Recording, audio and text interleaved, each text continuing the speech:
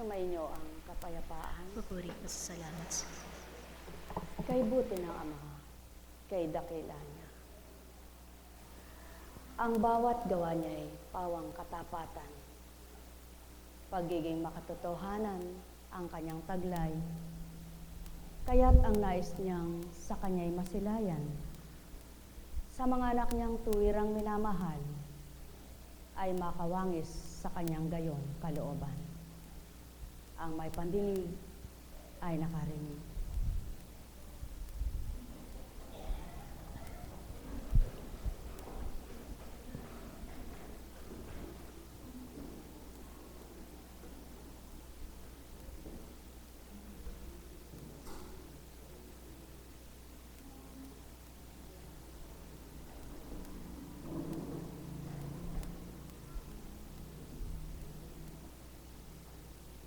Kapag nakikita mo ng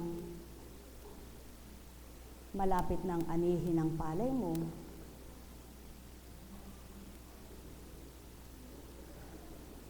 kung maraming utang ang magsasaka, iniisip niya na kung paano magbabayad siya. O dili kaya'y kung ano kaya ang mangyayari pagkatapos niyang umani.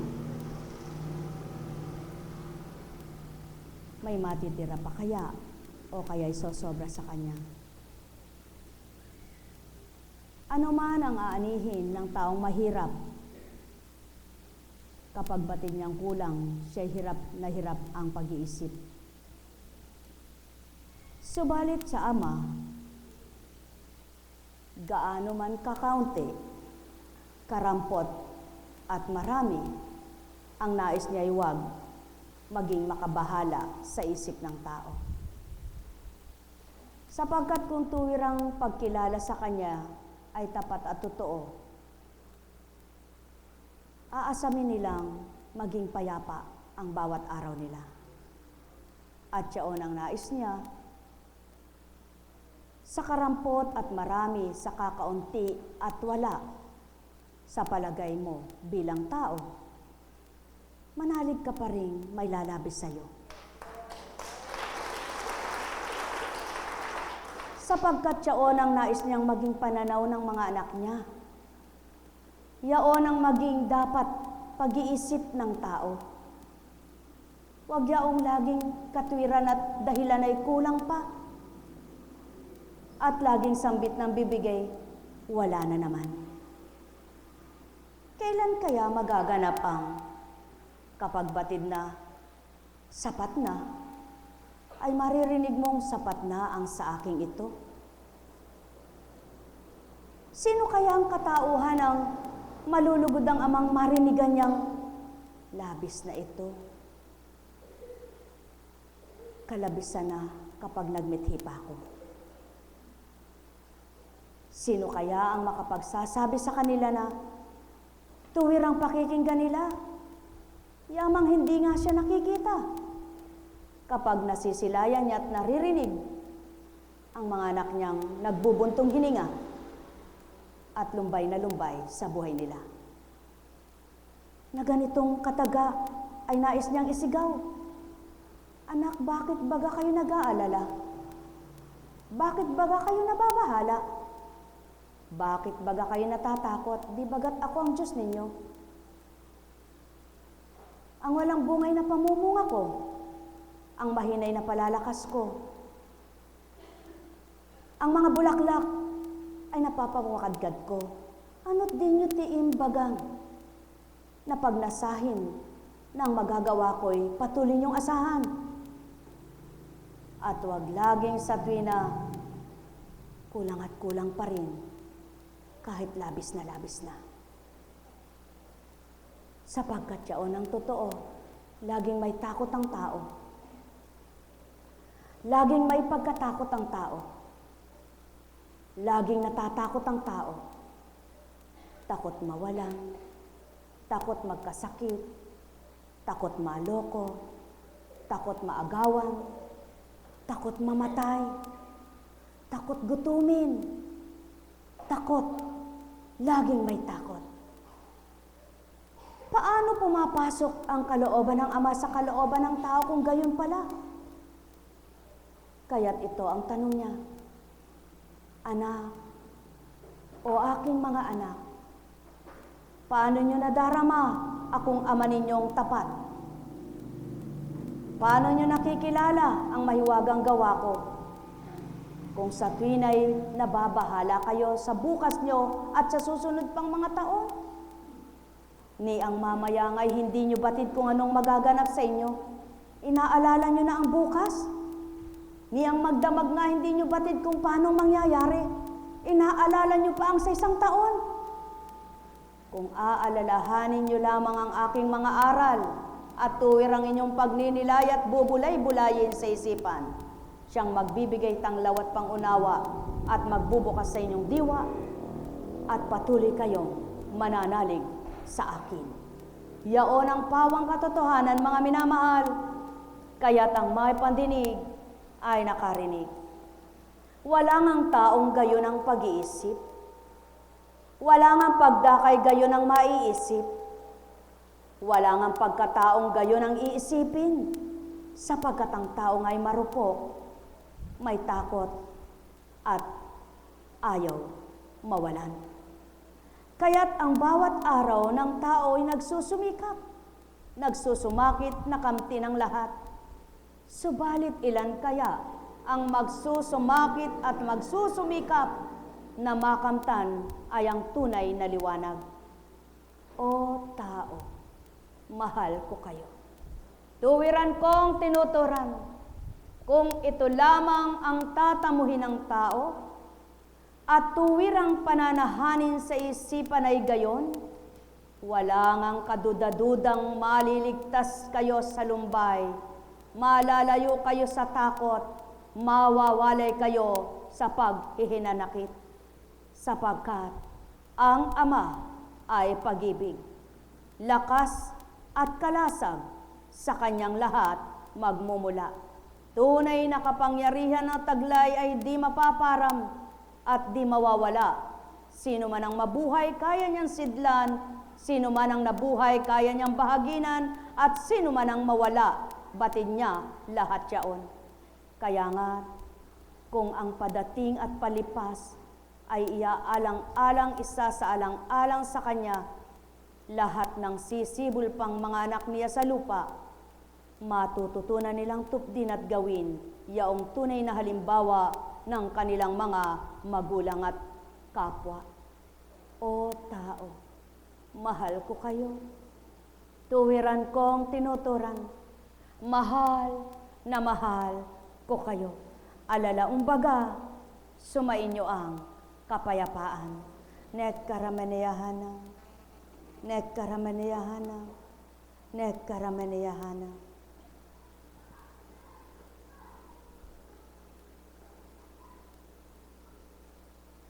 Buhay ba ang Ama? Buhay ba ang Ama?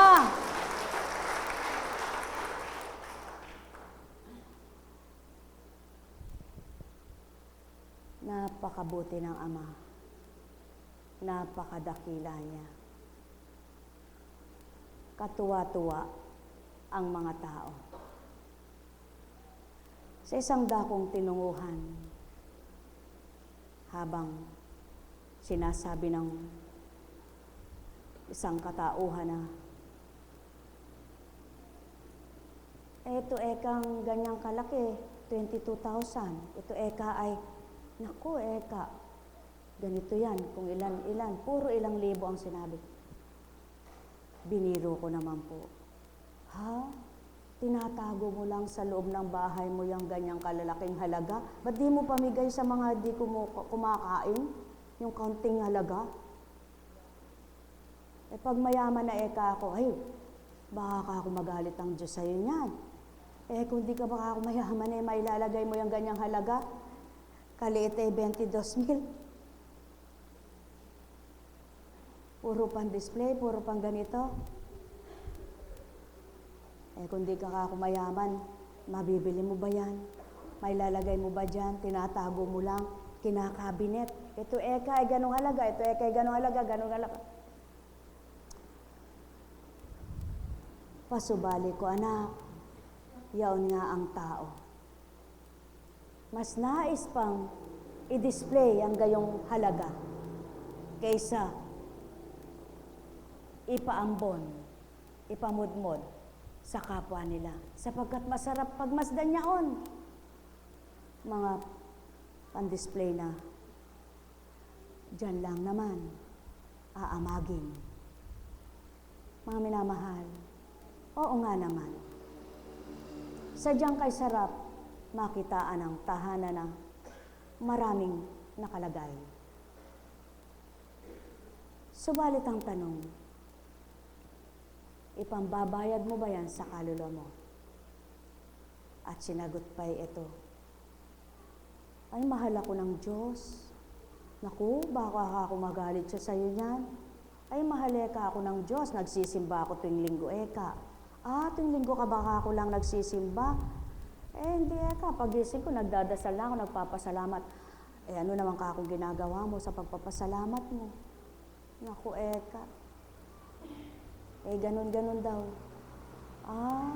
Sabi ko, wala ka naman pang giveaways. Naku eka, yun eka ang mga suki ko doon sa naku po, kako. Alam niyo po, habang tinuturan niyaon, anak yaon ang tao. Sadyang napakahalaga ang bagay sa kanila. Subalit kung tunay na ako nasa puso't isipan, hindi ka tutugunin ng gayon. Ang sasabihin niya, namimigay naman po ako. Oo nga naman. Masarap sabihin sa kapwa na, eto binili ko ganyan, ito binili ko ganyan, ito binili ko ganyan, yung binili ko gayon. Ngunit, ang lahat kayang ibinila na yan, ng gayong halaga, ay panlapat sa kaluluwa. Mga minamahal, napakabuti ng Ama. Napakadakila niya.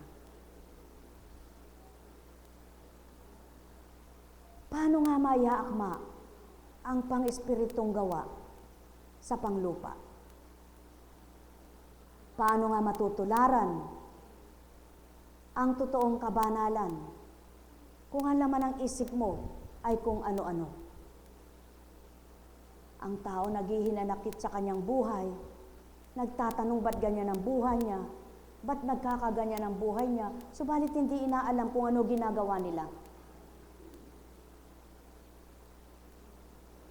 Sapagkat nga, napakahirap ngang tantuin. Sino baga ang banal? Sino nga ba ang masasabing matuwid at totoo? Mahirap sabihin sa kapwa-taong siya'y matuwid, siya'y totoo. Hindi kayang sabihin ng kahit na sino. At walang makahahatol kung sino matuwid at totoo, maliban ang Ama. Ang pinakamabuti, kung batid mong nasa matuwid ka, patuloy kang maging matuwid sa pananaw niya. Kung batid mong ikay nasa kabutihan, patuloy mong gawin ang kabutihan. Kung batid mo ikay nasa tama, patuloy mong gawin ang tamang gawa. Subalit kung nasuri mong may mali ka, patama ka naman nang maitama ang muli mong gawa. At siya ang nais ng Ama, kaya may salita siyang banal upang maiangkop sa mga anak niya ang kanyang kabanalan. Kaya't may mabuti siyang gawa upang matularan ang kanyang mabubuting gawa sa lupa. Subalit sino ang magmimiting tumupad niyon? Ang tunay at nagnanasang makawangis ang kabutihan niya at nagnanasang maligtas ang kaluluwa. Nagnanasa ba kayo, mga minamahal kong makawangis sa kabutihan ng Ama at mailigtas ang inyong kaluluwa? Magalak kayo sapagkat yan ang diwa ng Pasko. Ang kaligtasan, ang pagliligtas. Kaya't kung tuwirang nasa inyo ang kaligtasan, maging ang kapayapaan ng inyong kaisipan ay kakamtan. At ang tunay ninyong kasiyahan at kagalakan ay mararamdaman at mangingibabaw sa inyong kalooban. Kaya't patag kayo na nabubuhay sa maghapon man at magdamag. Oo, tao ang tao. Sadyang hindi maaring hindi mag-isip, Patay ka na kapag hindi ka pa nag-isip. Kapag hindi ka na nag-isip, abnormal ka kapag di ka nag-isip.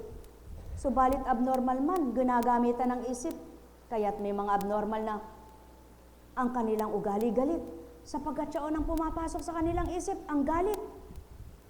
May abnormal na napakabait sapagkat siya ang nasa isip nila, mabait. Kaya't ginagamitan pa rin ang isip, abnormal mang tinatawag.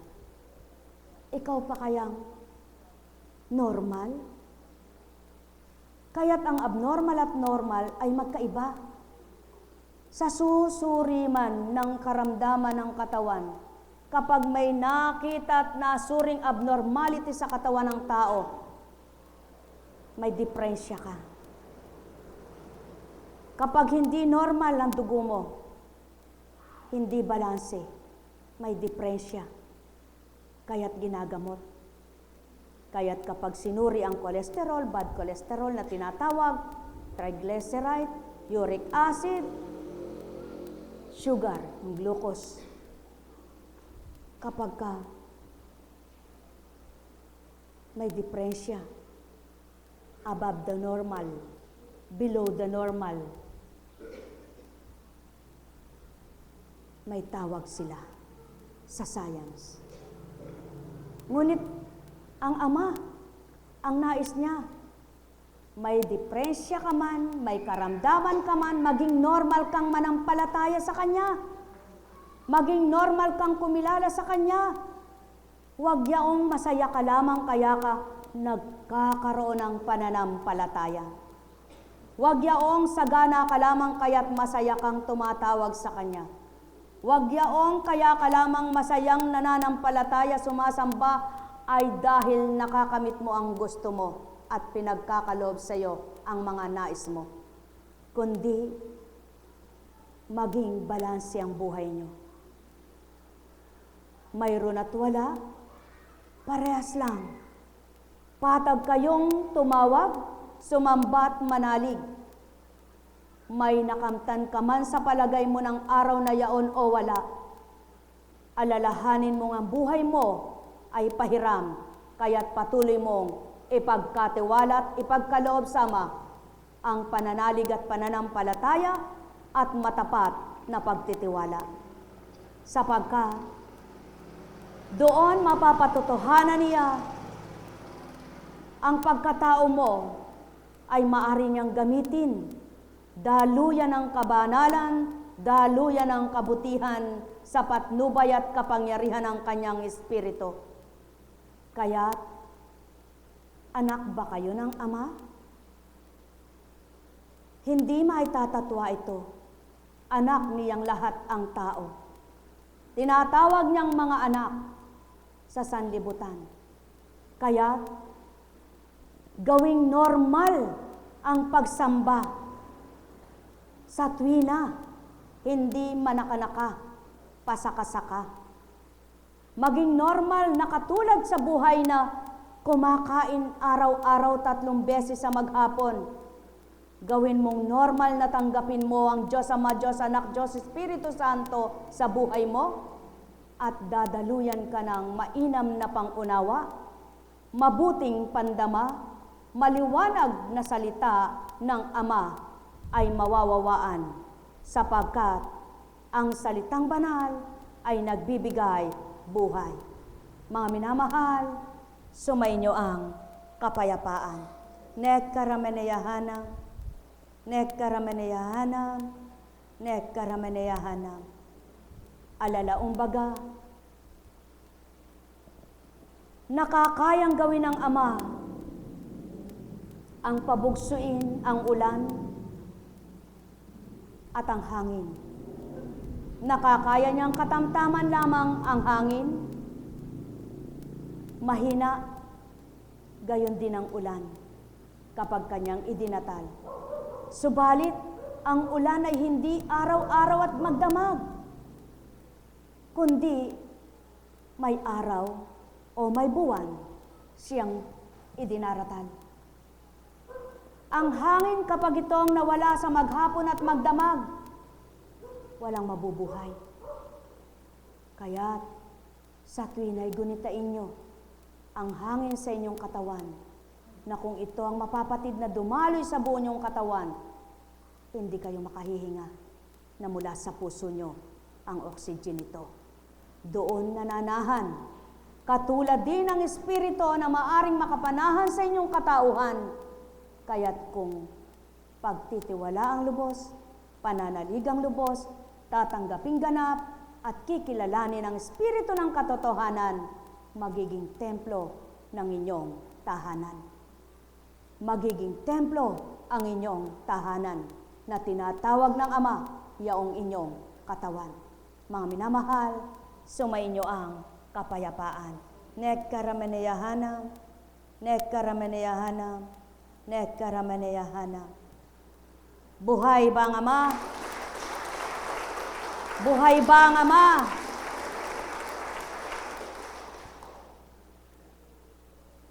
Kapag normal ang pagkatao mo,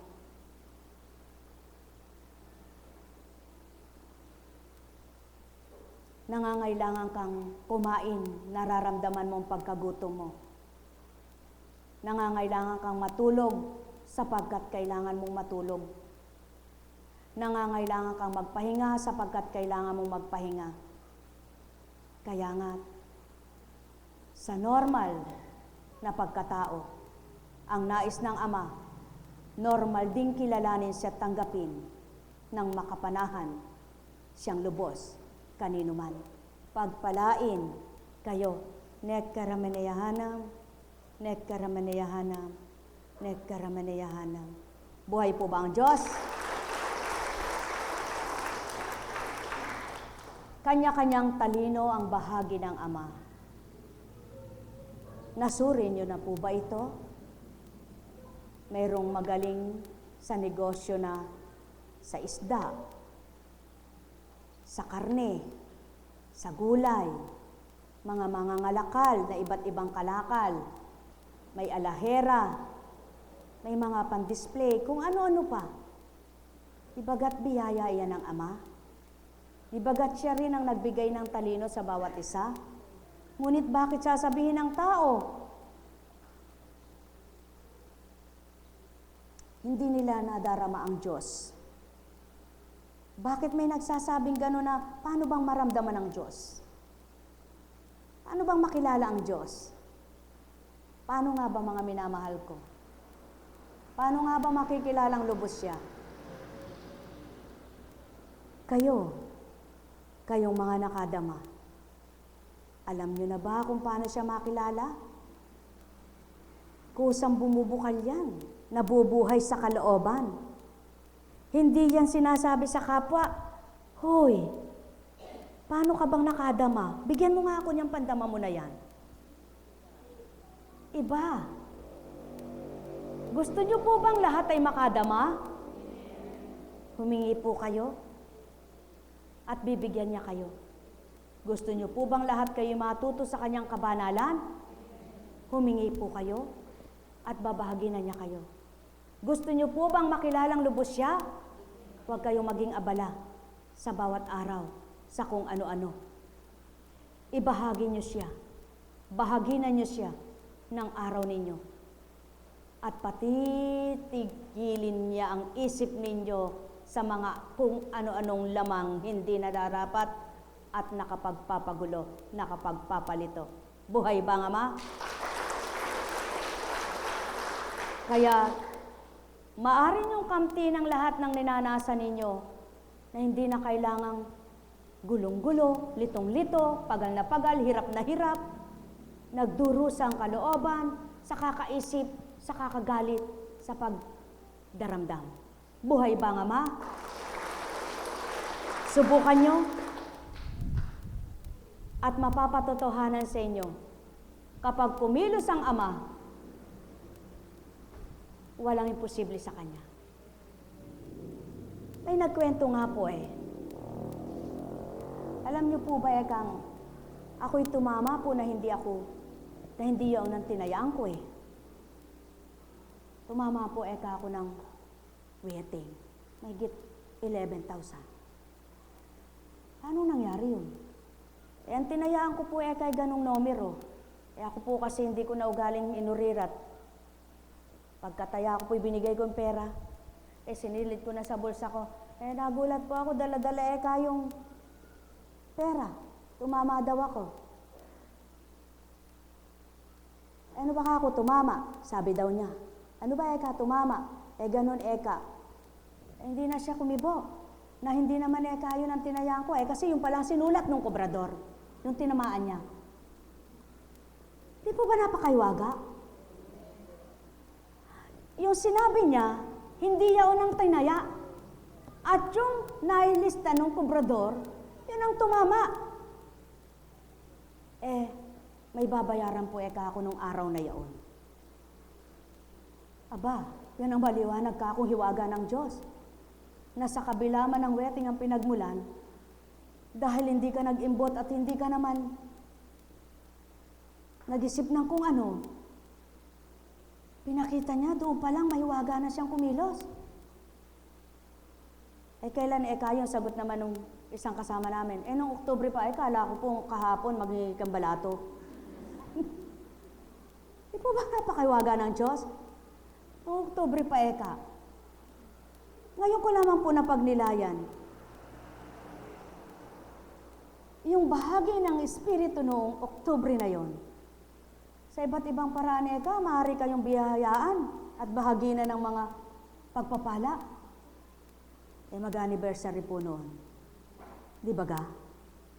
Mabuti ang Diyos. Buhay ang Diyos. Kaya, naniniwala po ba kayo doon sa kumisan na hindi mo man pinagpagalan maaring maibigay sa iyo ng Diyos sa kaparaanan niya? Wala siyang kasalanan doon sapagkat nilista ng kobrador ay iba. Kaya, maging ang kobrador, alam niya, yun ang tinaya niya. Nung tingnan niya yung kanyang tinaya, magkaiba. Akin ba talaga yan? Tinaya mo ganun ba di masaya ang buhay. Buhay po ba ang Diyos? Bakit po binahagi ito? Pagnilayan ninyo sa pag-ani ninyo, kung minsan may nagsasabing, kaganda ng pananim ko. Naku sigurado karami kong aanihin. Yung palay, kumbaga sa palay may tinatawag na lagapak. Si Apo Kunching wala pong alam niyan. Hindi magbubukid, lagapak. Nung inani puro ipapala. At yung sinasabing, kay pangit Kasi para hagdan, may mataas, may pababa. Pinagyayabangan ng katabi, sinasabi, kasi pangit ang lupa mo, pangit ang ganyan mo. May magagawa ba ang tao kapag ginustong pinasibol yung magandang bunga? Ganyan kumilos ang Ama. Kung minsan, may taong magsasabi, kasama ng ugali niyan. Kung ano-ano ang mga ginagawa. Subalit sa pagsusuri ng Ama, mas mabuti ugali niya dahil ang puso niya ay malinis at maganda. Isang araw yung nagsasabing siya mabuti at yung kapwa niyang pinipintas ang masama. Pinagpala yung masama. Bata kayang kasama, pinagpala, sinisiba ang Diyos. Ang minamahal, maraming pamamaraan ng Ama. Maraming kaparaanan siya. Ang kaparaanan niya ay hanapin ninyo at huwag ang kaparaanan ninyo sa tuwinang inyong gustuhin. Sapagkat kapag ginusto niyo ang kaparaanan niya, may pagtitiwala kayo sa Kanya. Subalit kapag ginusto ninyo ang kaparaanan ninyo at hinanap niyo ang kaparaanan niyo, kulang ang paniniwala niyo sa Kanya. Kulang ang pananampalataya niyo. Kulang ang pagtitiwala niyo. Subalit sino maniniwala nito?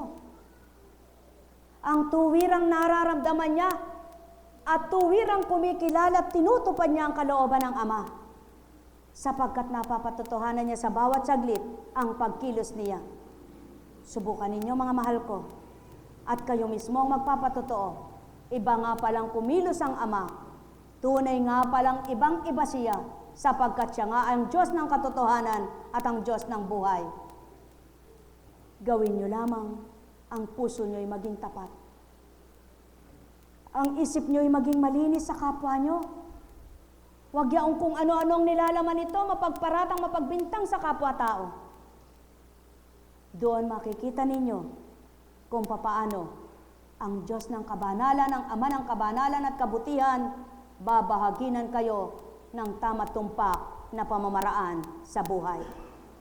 Sa gayon, mapapatotohanan nyo mismo kayo kapag tinanggap nyo nga palang Ama at kinilala nyo siya at nakipagtotoo kayo sa kanyang espiritu, siya nga palang mangungunat kikilos sa buhay nyo at totoong tutuparin niya ang wala niyang pagkabulang mga aral at salita. Ang may pandinig ay nakarinig. Sumainyong kapayapaan, pagharian, kayong lubos. Nekkarameneyahanam, nekkarameneyahanam, nekkarameneyahanam. Alalaumbaga, malawak ang daigdig, maluwang ang lupain. Subalit, walang makasusukat ni isa man. Pagdaup-daupin man ang palad ng katawan sa isang katauhan, at do'y manalangin at sambitin ng Ama, kung puso niya'y bato, ano kayang palagay na madarama niya? Sumayinyong kapayapaan, pagharian kayo. Nekkarameneyahanam, nekkarameneyahanam, nekkarameneyahanam. Buhay po ba ang Diyos? May misa po tayo mamaya, kaya ipagkatiwala na lang natin ang pagbasa mamaya. Dahil buhay ang Panginoon, dakila siyang walang kapantay, masaya po ba kayo? Amen. Maligaya po ba kayo? Amen. May pag-asa po ba kayo? Amen. Nagtitiwala po ba kayo? Amen. Naniniwala po ba kayo? Amen. Pawang katotohanan, dapat gawin niya ng isang katauhan. Alam niyo po, subukan niyo po. At kapag nasubukan niyo, manahan na kayo. Pagindapatin niyo yung pagsubok niyo, gawin yung totoo. Tanggapin niyo ang Panginoon ng bukal sa puso niyo, ng buong katapatan at buong pagiging marapat sa inyong pagtitiwala sa Kanya. At patuloy niyo siyang panalig at asahan.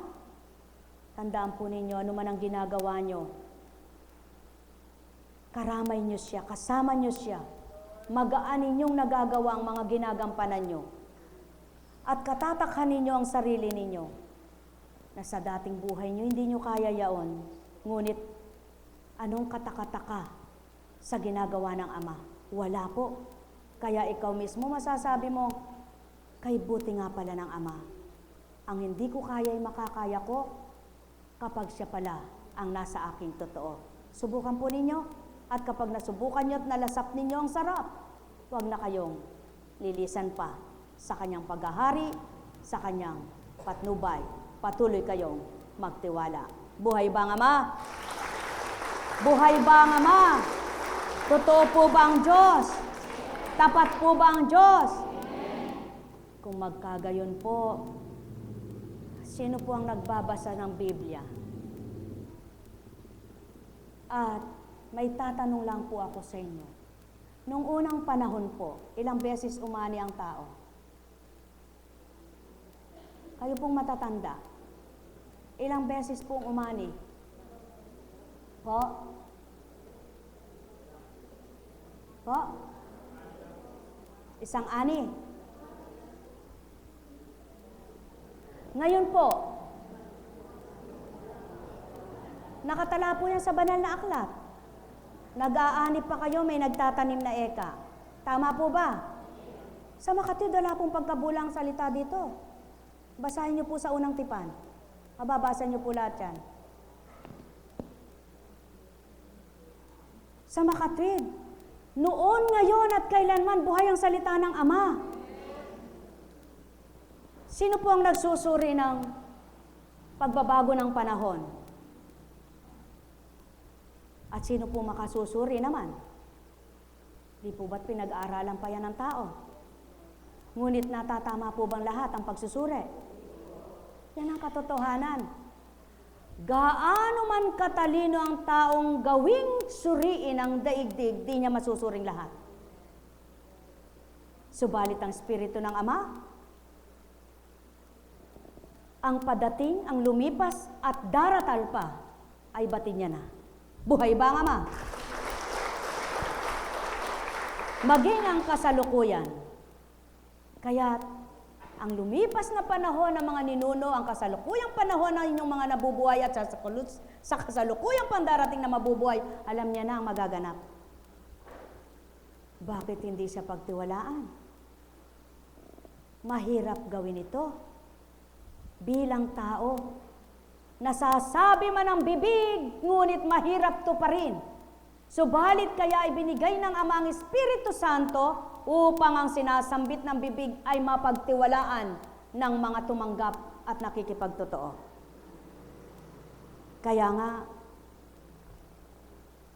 kung minsan may magsasabi sa tao, kapangit ka ng batang ito, kaganda ka ng anak mo, nagkabaligtad sa bandang huli nang sila'y magkaedad. Habang nagdadalaga, yung maganda pumapangit. Yung pangit, gumaganda. Nangyayari po ba ito? Sadyang nagaganap. Sa makatwid, doon pa lamang pinakikita na ng Ama. Kung pangit ang buhay mo ngayon, maaring mapagbagong gumanda kapag totoo tapat kang nagtiwala sa Kanya. Buhay ba ang Ama?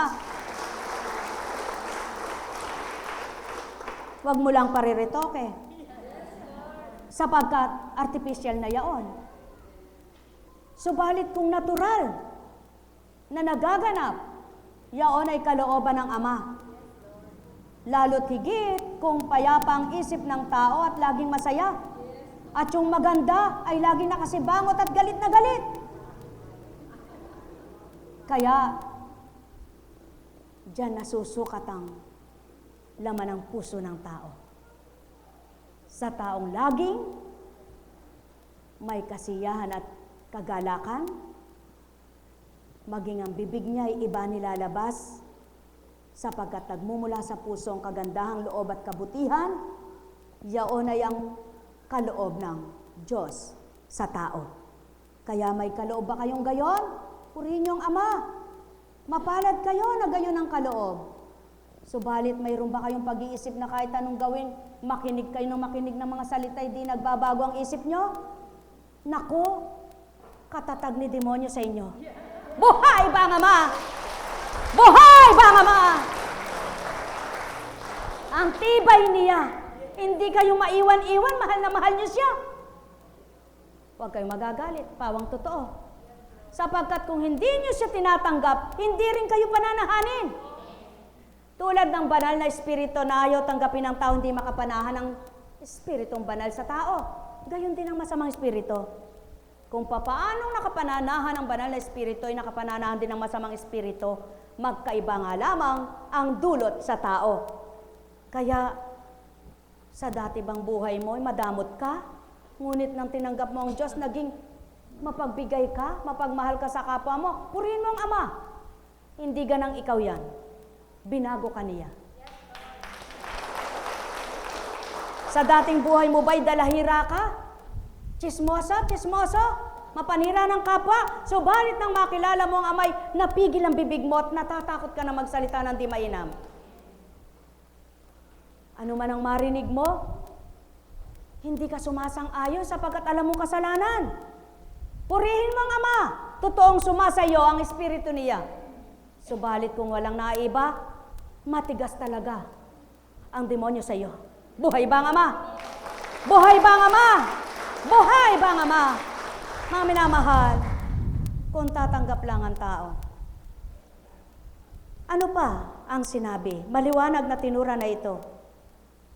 Kayong mga lingkod, huwag kayong mga ngatwiran magdadahilan, sapagkat alam ng Ama ang inyong saloobin at kalooban. Huwag niyong dinadahilan ang inyong mga ganito. Subukan ninyo, huwag niyo siyang ipagpapalit at pakikita niya kung paano siya kumilos sa buhay niyo. At nagaganap. Subukan ninyo. Kayong mga nakikipagtotoo tapat, tingnan ninyo kung hindi ang mga iniiwanan ninyo, sinasayos din nila.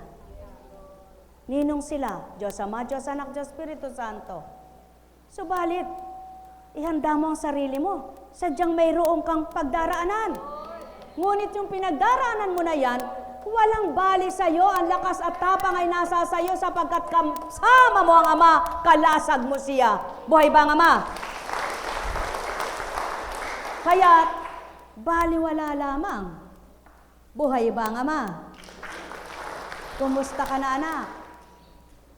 Ha? Okay ka na? Malakas ka na ba? Lumalakas ka ba? Patuloy ka bang lalakas? Purihin mo ang Ama. Dakila ba siya? Mabuti ka pa, alam mo'y dakila. Ikaw, Joshua, kumusta ka na? Ha?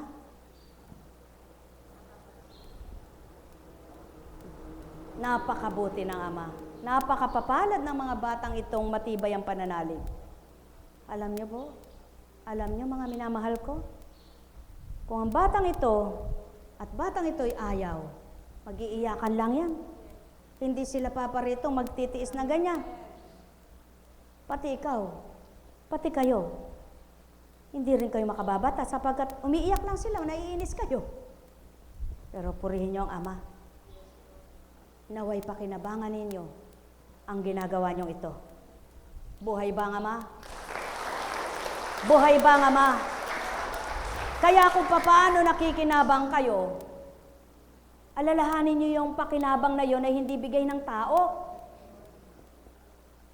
Katakata ka ba? Nang wika nga ay may instant healing, ano? Mayroon namang hindi gumagaling. Bakit kaya? Inyong pakinggan ang tinuran. Tandaan mo, Constancia, sa 100 pasyente, si 70 gagaling, 30 hindi. Yung 70 na yon, mayroong gumaling doon na wala mang pananampalataya at nang nadama ako'y nakakilala. At may tapat ang pananampalataya ng gumaling na may tumigil na. At sa 30, maghahanap sila at magbabata, maaring gumaling din ang ilan sa kanila. Buhay ba ang Ama? Buhay ba ang Ama? At tandaan mo, Constancia, hindi lang sa dakong ito nagaganap yan. Halimbawa lang ang 100 pasyente, kahit sa ang dako, pinakasikat ka mang manggagamot, pinakasikat kang doktor. Mayroong kang hindi mapapagaling at mayroong gagaling. Pinakasikat ka na sa lahat. Cardiologist, urologist, lahat. Dentist, lahat ng uri ng manggagamot. Gayon din naman sa larangan ng pang-espiritual na gamutan. Pinakasigat ka na. Dinudumog ka man ng tao at binabagsakan ka nga ng maraming tao, mayroong gagaling at mayroong hindi. Bakit? Walang perpekto. Ang Ama lamang ang makagagawa ng lahat ay gagaling. Buhay ba ang Ama? Binahaginan lang ang tao. At siya unang patotoo, ang kaloob sa iyo'y mahalin mo. Sapagkat ang bahagi niyaon, kung naging doktor ka't dalubhasa kay galing ng talino mo sa Amang nagmula yan. Gayon din naman, kung pinahiram ka ng kagalingang mangusap, magpahayag, wag mong lolokoy dadayain ang pinagmumula ng banal. Sapagkat hindi sa iyo yan. Kaya't ang wika ng Ama, ang lahat ng katotohanan at katapat ay pinababatid ko sa daigdig sa mga anak ko dito sa lupa. Subalit, hindi lahat ay tatanggap sa pakikipagtotoo ko at ako'y kikilalaning tapat. Buhay ba ang Ama? Kaya't magalak magpuri ang nakakadama at nakakakilalang totoo. Kumisan,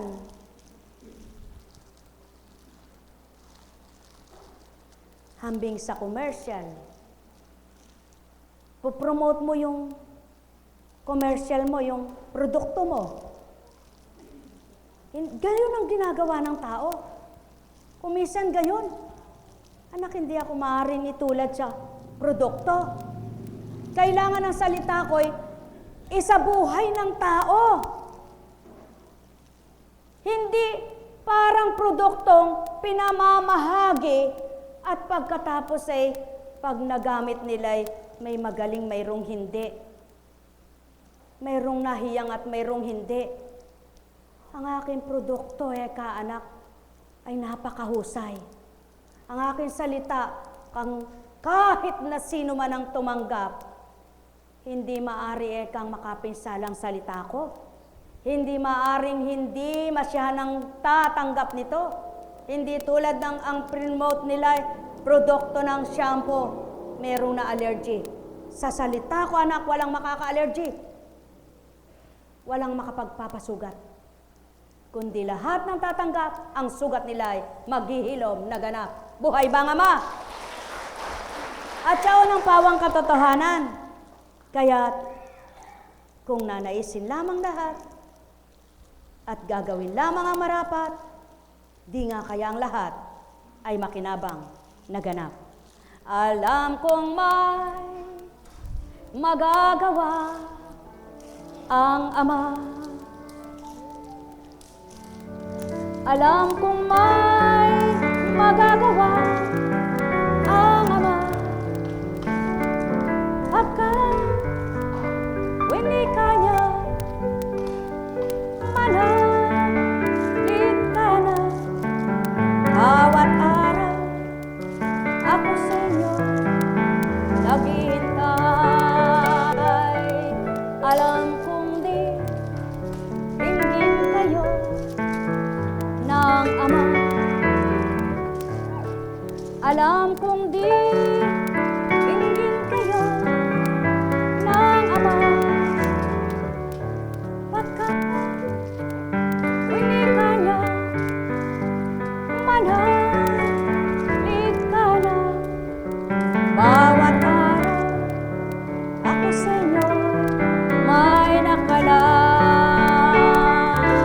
Mayroon magandang mangyayari sa inyo. Aking mga minamahal, mayroon magandang mangyayari sa inyo. Manalig umangkin at tanggapin. Alam kong may magagawa ang Ama. Alam kong may magagawa ang Ama. Pagkat winika niya, manalig ka na. Bawat araw ako sa inyo may nakalaan. Mayroon magandang mangyayari sa inyo. Aking mga minamahal, mayroon magandang mangyayari sa inyo. Manalig umangkin at tanggapin. Buhay ba ang Diyos? Lagi niyo pong tatandaan, ang Ama ang kahatulan, ang Ama ang tamang timbangan, kaya ang kanyang nais, kung sa ikabubuti ng sino man, gawin mo na lamang manahimik at ipatag mo ang iyong loob sa kanya kay banalig. Buhay ba ang Ama? Yan po ang pawang katotohanan. Di po ba? Ito po ang maliwanag niyang hinahabilin sa akin. Anak, sambitin man ba sa'yo ng lahat ng kapwa mo kung ano ang gusto nilang sambitin? Dili kaya na may ihusga sa'yo, iparatang sa'yo, gawin sa'yo, sino bang higit na kababatid? Kapwa mo, o ako? Kaya alam niyo po, kung magiging pag-uugali lang ng tao, ay patuloy na ang masakit sa kapwa mo ay huwag mong gagawin kahit kanino, dahil masakit ito sa sarili mo, dahil mahal mo ang Ama at kilala mo siya, siguro po walang hidwaan, ano? Naramdaman niyo po ba ang Diyos? Nararamdaman niyo po ba siya? Gaano po ba siya katapat sa inyo? Sabi nga po, walang taong hindi lumuluha, walang taong hindi nalulungkot, walang taong hindi nahihirapan ang loob. Subalit ang lahat na yan, kayang alisin ng Ama. Kaya niyang pawiin, kaya niyang hawiin ang anumang daraanan mo para makasadyad ka at mapagtagumpayan mo ang lahat.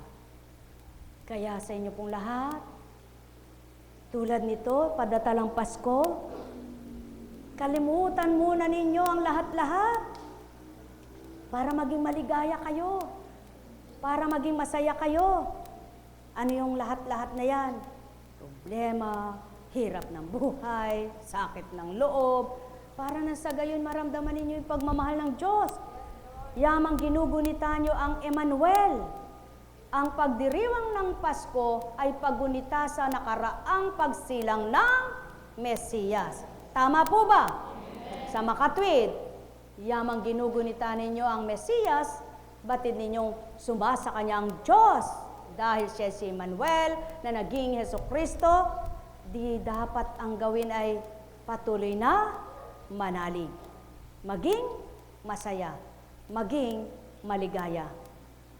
Kaya po, ang natutunan ko sa Panginoon, hindi bali kung ano ang isipin nila sa'yo. Basta kung ano man ang iniisip nila sa'yo, ano man ang sinasabi nila sa'yo, manahimik ka't nang walang makapinsala sa bibig mo, walang mapinsala ang bibig mo kung magsasalita ka. Ako ang bahala at nakababatid ng lahat. Yun po ang natutunan ko. Totoong-totoo po. Yun ang natutunan ko sa Panginoon, kaya gusto kong i-apply sa buhay ko. Ngayon, kung halimbawa man at mayroon kang sinasabi, na ayon dun sa halimbawa may mga sinasabing gayon, na babahagi mo, na kaya mo nasabi yung pinapaliwanag mo, at sa iba, nagiging masama, nagiging di maganda. Hindi po ba wala na rin sa iyo ang kasalanan? Nasa tao nang nag-iisip sa iyo ng kung ano-ano. Kaya bakit po kayo mababahala at bakit po kayo magagalit kung kayo'y sinisira ng inyong kapwa? Bakit po ito binabahagi? Sa inyo po dyan may maramdamin na kapag may narinig yung sinabi ng kapwa, nagagalit na, wag po. Tama na po yung ganong ugali. Pabayaan na po natin yung mga kung ano-ano sinasabi. Alam naman ng Diyos ang lahat. Lagi niyo pong tatandaan. Alam niya yung dahilan, alam niya katwiran, alam niya kaganapan, alam niya sinabi, alam niya lahat ang nagaganap. Kaya, sa Kanya niyo ilahad ang lahat. Buhay ba ang Ama? Buhay ba ang Ama? At kapag sa Kanya niyo nilahad, mapapayapa ang inyong kalooban, mapapayapa ang inyong kaisipan. Kapag kayo'y nililito at ginugulo ng isip nyo, ituon nyo sa bagay na makapagpapalibang sa inyo. Doon sa masisiyahan ng katawan ninyo, maliligaya ng puso nyo at makinabang pa kayo. Kaysa doon sa kung ano-anong gagawin mo, maghahanap ka ng kakampi, maghahanap ka ng magiging kakampi mo, maghahanap ka ng kikilala sa iyo, maghahanap ka ng maunawaan ka. Hindi po. Mas maganda ang Diyos ang makaunawa sa iyo. Mas maganda siya ang kakampi mo sapagkat siya ang tama kung humatol, tapat kailanman. At yan po ang pawang katotohanan kapag nasumpungan nyo na ang Panginoon, sa Kanya nyo lahat ilagak. Kung may mga sinasabi man kayo na hindi nila naunawaan, halimbawa ng kapwa nyo, hindi naunawaan ang ibig nyo sabihin at minasama, manahimik pa rin kayo sapagkat hindi naman kayo ang hahatulan yung taong gumagawa ng hindi tama. Buhay ba ang Ama? Kaya, nawa may matutunan kayo sa bawat araw. Yamang binabahagi ito, naway matupad ninyo ang kalooban ng Ama. Na kapag ito ang naging paghahari ng isip at damdamin nyo, kayo rin ang magsasabing, totoo pala, kapayapay sa akin, kaghalakay kinamtan ko. Yan ang pakatandaan nyo, maghahari ang Ama, Anak at Espiritu Santo sa taong kaisipan ay patuloy na nagnanasang maging mapayapa. Nasa banal na aklat po yan, ang kapayapaan ng kaisipan ay pagiging marapat kailanman. Sapagkat sasayong Diyos kapag lagi kang payapa ang isip. Dahil makapananahan ang kanyang salita, kapag lagi mo siyang hinanap at nasumpungan, naramdaman mo siyang tuwiran. Buhay ba ang Diyos? Kaya sa inyong lahat,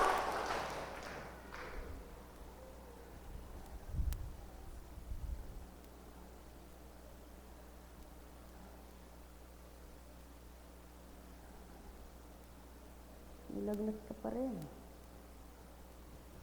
Tubig ng tubig. Huwag kang tamad uminom.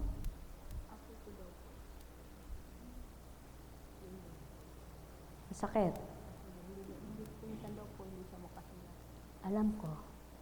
Ugat yan, anak. Ugat.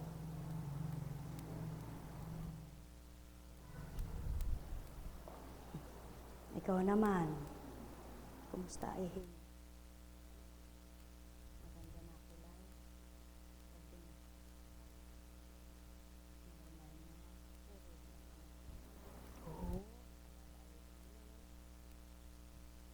Dahil buhay ang Diyos, tingnan nyo nga po, anak, laban na, laban. Gusto ko po lahat kayo'y magsigaling. Kaya lang po humingi tayo ng kagalingan sa Ama. Buhay ba ang Diyos? Buhay po ba ang Diyos? Ako po, anong magagawa ko? Wala akong magagawa. Ano? Diba? Wala akong magagawa. Ngunit ang Diyos may magagawa. Aba, luminipis na. Buhay ba ang Diyos? Kapag halimbawa, dinanas ninyo yung hirap ng sakit at kayo'y gumaling, huwag na kayong lalayo sa Diyos. Lagi nyo na siyang itanim sa puso't isipan ninyo. Sapagkat napakasarap madama ang Diyos kahit nasa saan ka. Paano po bang nadadama ang Diyos? Sabi pa ng ilan. Paano nga ba? Tanong mo sa buwan. Buhay ba ang Ama? Buhay ba ang Ama? Mga minamahal. Tandaan po ninyo, lahat ng araw, buong magdamag man, Diyos ay naroroon kahit saan. Kaya't pagtiwalaan at siya'y may gagawin kanino man. Pagpalain kayo. Masaya po ba kayo? Ilang araw na lang bago magpasko? Ano po bang petsa ngayon? Naku, Eka, magpapasko na wala pa Eka akong damit. Magpapasko na Eka, wala pang damit ang aking mga anak. Paano silang nabuhay na nakahubad? Alam niyo po, hindi lang dapat Pasko ang bago. Ang tao di matuloy ang Pasko pagka walang bago. Dapat, huwag matuloy ang Pasko sa iyo kundi ka nagbagong buhay. Buhay ba ang Diyos? Subalit, kahit luma ang damit mo, kahit pangit ang damit mo, kung bagong buhay ka at bagong silang ka sa Espiritu at maganda ang kalooban mo, masaya ka na rin. Maligaya ka na rin. Sapagkat hindi ang damit na bago ang nakapagpapaligaya. Buhay ba ang Diyos? At lagi niyo pong tatandaan niya ang salitang ang 100, ang 1,000 taon sa lupa ay sa makatwid sa isang iglap may magagawa ang Diyos sa buhay mo. Kaya lagi mong tatandaan, yaon ang panaligan mo. Alam niyo po, bilang kunching, wala rin akong alam sa dating buhay ko ng ganitong salita at di ko rin kayang paniwalaan. Subalit sa bawat kaganapang pinasilay ng Panginoon, natuto po ako nagtiwala. Nagawa kong maniwala At yaon ang dapat ninyong gawin. Matuto kayong maniwala, gawin nyong magtiwala. Buhay ba ang Diyos? Kung sasagot nyo naman po, ikaw yun na po, Kunching, kasi marami ka na sigurong nagawa. Wala pa po ako nagagawa. Kung hindi sa Panginoon, wala pa po ako nagawa. At kaya ako nagawa yaon dahil sa Kanya. Kaya ako nakita yun, tumanggap ako. Tinanggap ko siya sapagkat nang madama ko siya, nasiyahan ako. Nang kinilala ko siya na ibang isip ko, na iba damdamin ko, subukan niya po.